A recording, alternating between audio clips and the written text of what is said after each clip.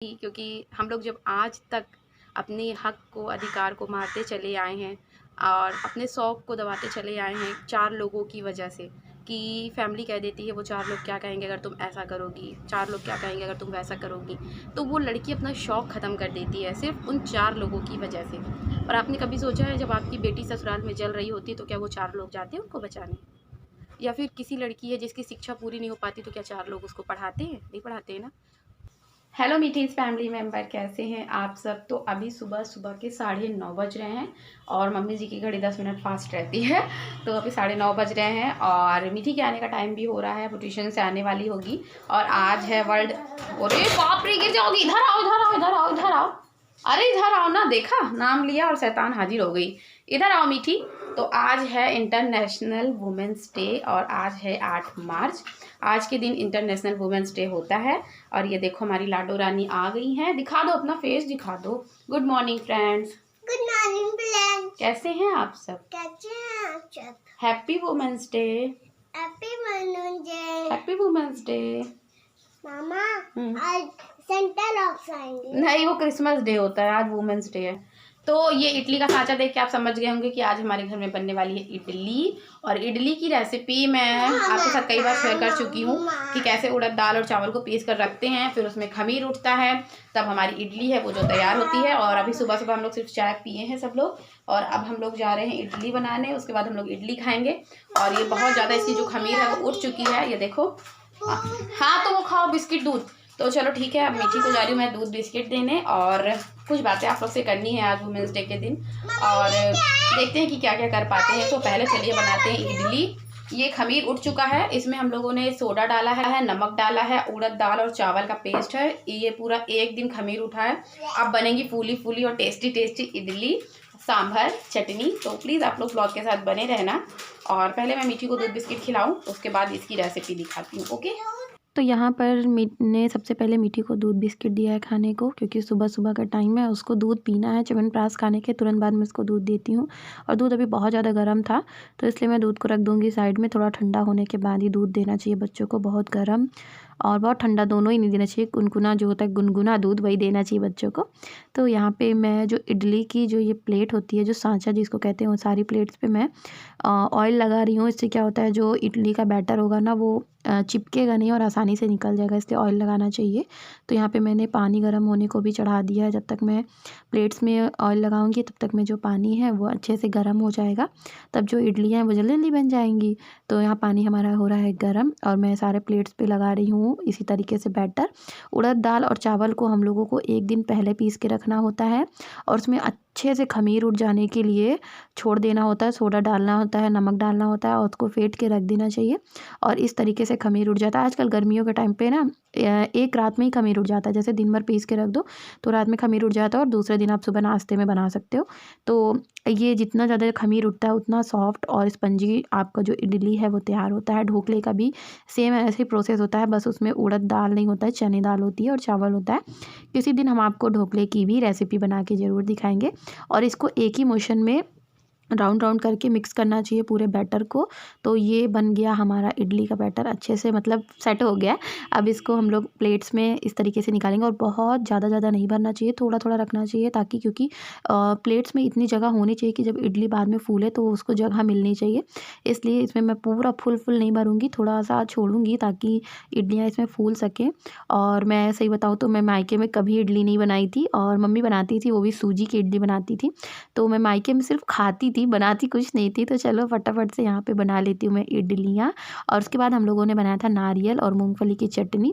तो वो मैं नहीं दिखा रही हूँ क्योंकि चटनी वगैरह सबको आती है नॉर्मली। नारियल को पीसना है और मूंगफली को भून लेना है और लहसुन मिर्च नमक डाल के पीस लेना है। तो ये देखो हमारी फूली फूली इडलियाँ हो गई हैं तैयार, और जितनी देखने में अच्छी लग रही है उससे ज़्यादा खाने में अच्छी थी। और यहाँ पे मैं चाकू लगा कर देख रही हूँ कि जो हमारी इडली है वो पक चुकी है कि नहीं। और इसी के बाद हमारे घर में ना कुछ गेस्ट आने वाले थे, और जब अभी इडली बना रही हूँ ना, मुझे पता ही नहीं था कि कुछ मेरे घर में गेस्ट आने वाले हैं। तो मान के चलो तो वो पापा जी के दोस्त हैं, पर हमारे लिए रिश्तेदार से कम नहीं है, क्योंकि कभी कभी जो दोस्त यार होते हैं ना वो रिश्तेदारों से भी बढ़ के होते हैं। तो अब जब प्लेट्स अच्छे से ठंडी हो गई हैं, जो इडली का ये सांचा है ठंडा हो गया है, तब हमें चाकू की मदद से जितने भी इडलियां हैं इनको निकाल लेना है। गरम गरम में नहीं निकालना चाहिए, वरना वो निकलती भी नहीं है ठीक से। और अभी देखो कितने आराम से निकल जा रही हैं और टूटती हैं। अगर गरम गरम में आप निकालोगे ना तो टूटेंगी इडलियाँ। तो फटाफट से मैं सारी इडलियाँ जो है वो निकाल ले रही हूँ। और हाँ, मैंने थोड़ा फास्ट इसलिए भी कर देती हूँ ना, ताकि जो हमारी प्यारी प्यारी मीठी फैमिली मेम्बर्स हैं वो बोर ना हो और उनको समझ में भी पूरा आ जाए ब्लॉग और उनको बोरियत भी ना लगे। तो इसी के बाद फिर मैंने थोड़ी सी चटनी बनाई थी, क्योंकि हम 4-5 लोग ही थे चटनी और इडली खाने के लिए। सुबह के समय हमारी फैमिली मेम्बर्स जो होते हैं ना वो बहुत कम रहते हैं घर में, अधिकतर लोग बाहर ही रहते हैं। तो ये बनके इडली हो गई है तैयार और अभी मीठी देखना आप लोग को खिलाएगी। और साथ में नारियल और मूंगफली की चटनी, जिसको राई और लाल खड़ी मिर्च से मैंने तड़का लगा दिया है। तो चलो अब आपकी मीठी आपसे बात करेंगी। आप भी खा लीजिए। हाँ, हाँ, चटनी के साथ खिला रही हो फ्रेंड्स को? हाँ, फ्रेंड्स खा लिए, बोल रहे हैं बहुत टेस्टी बनाई है मम्मा। ठीक है, अच्छा लगा तो लाइक भी कर दीजिए, बहुत सारा प्यार दीजिए। ओके। मीठी रानी तैयार हो गई है नहा धो के और गुस्सा हो रही है, बोली मम्मी जी को कि चलो घूमने चले। तो मम्मी जी अभी घूमने जाएंगी इसको लेके घुमाने। जब ये तैयार हो जाती है ना तो घूमने जाना होता है इसको। तो यहाँ पे मम्मी जी सागा प्याज जो होता है उसी की भाजी बना रही हैं। और मुझे जो इडली के बर्तन है वो सब साफ़ करने। हम लोग इडली खा लिए, थोड़ा सा ही बनाए थे, ज़्यादा नहीं बनाए थे। बहुत ज़्यादा बनाओ तो फिर खाना जो होता है वो खिलाता नहीं। तो अब हम जा रहे हैं, जो किचन के बर्तन निकले हैं नाश्ता वाले वो सब धोने। और जब तक मम्मी जी भाजी छौंक लेंगी, मतलब भाजी पका लेंगी, उसके बाद फिर मैं बनाऊंगी रोटी। तो भाजी और रोटी आज हम लोग बिल्कुल साधारण खाना खाने वाले हैं। तो चलो, तो ये देखो ये सारे बर्तन हैं, उधर कुछ कपड़े हैं, तो कपड़े भी धोना है, बर्तन भी धोना है। तो मैं रोज़ रोज़ क्या कपड़े और बर्तन दिखाऊं। तो चलो अब मैं पहले इसको धो लेती हूँ, फुर्सत हो जाती हूँ। क्या देखो यहाँ पे भी आ गई। तो चलो अब इसको जा रही है ये घूमने। मम्मी जी की थोड़ी सी सब्ज़ी पक जाए और उसमें मम्मी जी भी टमाटर डालेंगी, पकाएंगी, जब तक इनको घुमा लाएंगी। और उसके बाद जब तक मेरे इधर का सारा काम हो जाता है, फ्री हो जाऊँ, उसके बाद हम लोग चलेंगे छत पे और आपसे करेंगे वुमेंस डे पे अपने दिल की कुछ बातें, जो कि बहुत ज़रूरी है करना, ताकि कुछ लोग जो समझदार हैं वो समझते ही हैं, पर कुछ जो है ना महान बुद्धि के लोग, उनको भी समझाना है। तो चलो कर लेते हैं काम, उसके बाद मिलते हैं आपको। थोड़ा सा रेडी शेडी भी होंगी मैं अभी। हाँ, थोड़ा रेडी। आज मेरे को साड़ी पहनने की इच्छा हो रही है, तो मैं सारे काम से फ्री होने के बाद ही साड़ी पहनूंगी, क्योंकि ना मेरे से साड़ी में काम नहीं होता है बिल्कुल। तो वैसे भी अब गर्मियाँ आने लगी हैं तो साड़ी पहन के ज़्यादा देर बर्दाश्त नहीं होता मुझसे। तो अभी हम लोग चलेंगे छत पे। कितनी बार बोलती हूँ ना, चलो अच्छा क्या, मोबाइल रख के आती हूँ, उसके बाद काम करती हूँ। सो गाइस, इतनी क्लिप बनाने के बाद मेरे घर कुछ मेहमान आ गए थे, इसलिए मैं उस दिन नहीं बनाई हूँ। और उसके दूसरे दिन दोपहर में मैंने ये वाली साड़ी पहनी है और अब मैं करने वाली हूँ आपसे बात। मैं रेडी हो गई हूँ और मैं खुद को देख रही हूँ कि मैं अच्छी लग रही हूँ कि नहीं। तो अभी टाइम हो रहा है 1:30 बज रहे हैं। देखो 1:30 बज रहे हैं, दिख नहीं रहा है ना, 1:30 बज रहे हैं और मैं जा रही हूँ छत पे, क्योंकि मुझे आप लोग से बातें करनी है। एक सेकेंड। और आप सोच रहे होंगे कि मैं इतना तैयार व्यार होके जा रही हूँ छत पे आप लोग से बात करने, तो मुझे एक वीडियो भी शूट करनी है, तो मैं शूट कर लूँगी उस वीडियो को भी छत पे। कभी कभी मन करता है तैयार होने का। तो ये देखो मैंने अपना ट्राइपॉड ले लिया है। अब चलो चलते हैं छत पे। सो गाइस, हम आ गए हैं छत पे। कुछ इंस्टाग्राम के लिए भी वीडियो शूट करनी है, फ़ोटो शूट करनी है, पिक्चर्स क्लिक करके रख लेती हूँ, फिर इंस्टाग्राम पे पोस्ट करती रहती हूँ। तो अगर आपने अभी तक मुझे इंस्टाग्राम पे फॉलो नहीं किया है तो प्लीज़ इंस्टाग्राम पे भी फॉलो कर लीजिए। छोटी सी बॉटल लेकर आई हूँ भाई, क्योंकि बार बार प्यास लगेगी, धूप है और मुझे वीडियो भी शूट करना है, यूट्यूब के लिए भी शूट करना है और इंस्टाग्राम के रील्स के लिए भी शूट करना है। सीढ़ी चढ़ के आई हूँ, हालत ख़राब हो गई है मेरी। तो चलो अब व्यवस्था बना लेते हैं और उसके बाद आपसे करते हैं वुमेंस डे पे कुछ स्पेशल बातें जो कि मेरे दिल में चल रही हैं। वो तो मैं अपनी बात कहाँ से शुरू करूँ, क्योंकि कोई भी बात किसी को बताने में, समझाने में थोड़ा सा सोचना पड़ता है कि क्या हिंट दूँ, क्या उदाहरण दूँ, फिर आपको समझाऊँ। तो मैं ये कहना चाहती हूँ, जैसे हम लोग स्वतंत्रता दिवस जो होता है, स्वतंत्रता दिवस क्यों मनाते हैं? क्योंकि उस दिन हम आज़ाद हुए रहते हैं, जो हमारा भारत है उस दिन आज़ाद होता है, इसलिए हम स्वतंत्रता दिवस मनाते हैं। स्वतंत्र होते हैं ना इस दिन, इसलिए हम लोग स्वतंत्रता दिवस मनाते हैं। उसी तरीके से वुमेंस डे पर हमें कोई स्वतंत्रता नहीं है। एक दिन का वुमेंस डे हमें नहीं चाहिए, हमें 365 दिन इज्जत चाहिए। और तोहफे का क्या है यार, तोहफे से बढ़कर इज्जत होती है, सुरक्षा होती है, हमारी सुरक्षा हो और हर जगह हमें बराबरी का दर्जा मिले, 50% हमारा हो, 50% मेंस का हो। ये मेरी अपनी सोच है। और हमारी भारत सरकार भी आज के दिन काफ़ी चीज़ें करती है, मतलब कि जैसे कि औरतों को किसी भी जो कार्यालय होता है वहाँ पर मेन का जो वो हक होता है, अधिकार होता है, उनको मिलता है इस दिन, वुमेंस डे के दिन। और पर मैं एक बात कहना चाहती हूँ, ये मेरी खुद की सोच है, अगर गलत लगे तो माफ़ करिएगा, पर सबको अपनी अपनी बात कहने का पूरा हक है। तो मैं भी अपनी बात कहूँगी कि एक दिन के लिए क्यों, सिर्फ वुमेंस डे पे ही हमारे लिए इतना क्यों? हमें 365 दिन का सुरक्षा चाहिए, 365 दिन की इज्जत चाहिए। शोहरत का क्या है भाई, एक दिन का तोहफ़ा हम क्या करेंगे लेके?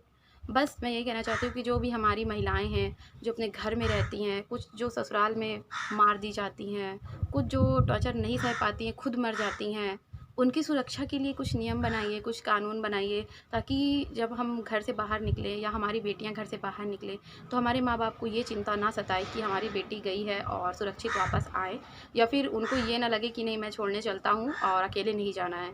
जिस दिन ये सब हो जाएगा ना, उस दिन वुमेंस डे मनाने में जो खुशी होगी ना, वो खुशी अभी नहीं होती।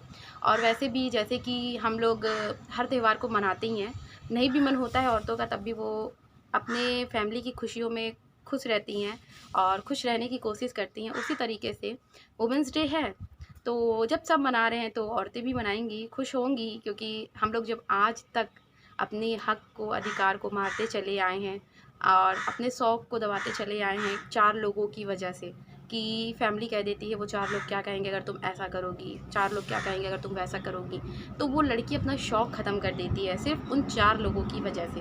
और आपने कभी सोचा है, जब आपकी बेटी ससुराल में जल रही होती है तो क्या वो 4 लोग जाते हैं उनको बचाने? या फिर किसी लड़की है जिसकी शिक्षा पूरी नहीं हो पाती तो क्या 4 लोग उसको पढ़ाते हैं? नहीं पढ़ाते हैं ना। तो फिर इसलिए कद्र करो लड़कियों की और उनकी बातों को सुनो, उनकी बातों को समझो।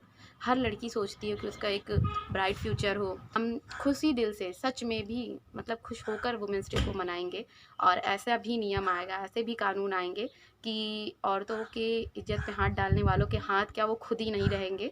बस मैं यही सब चाहती हूँ। और जल्दी से हमारा जो देश है, भारत है, वो बहुत ग्रो करे, बहुत आगे जाए और लड़कियों के प्रति अच्छी सोच रखें। यहाँ के जो लोग हैं, लड़के हैं, आदमी हैं, जनरेशन जो भी आजकल चल रहा है, ये सब चीज़ें वही है ना कि जब बच्ची छोटी रहती है या पैदा हुई रहती है तो उसके माँ बाप का उस पर हक होता है। जो उसके माँ बाप कहते हैं वही वो लड़की करती है। और उसके बाद जब लड़की बड़ी होती है ना, जब उसकी शादी कर दी जाती है, माँ बाप बड़े प्यार से अपनी बेटी की शादी कर देते हैं, तो फिर वो सास ससुर पति उसमें बंध के रह जाती है। और कुछ दिन बाद, कुछ समय बाद, कुछ सालों बाद उसके पास एक बेटा एक बेटी होती है, जिसमें वो बुढ़ापे का सहारा उनको समझती है।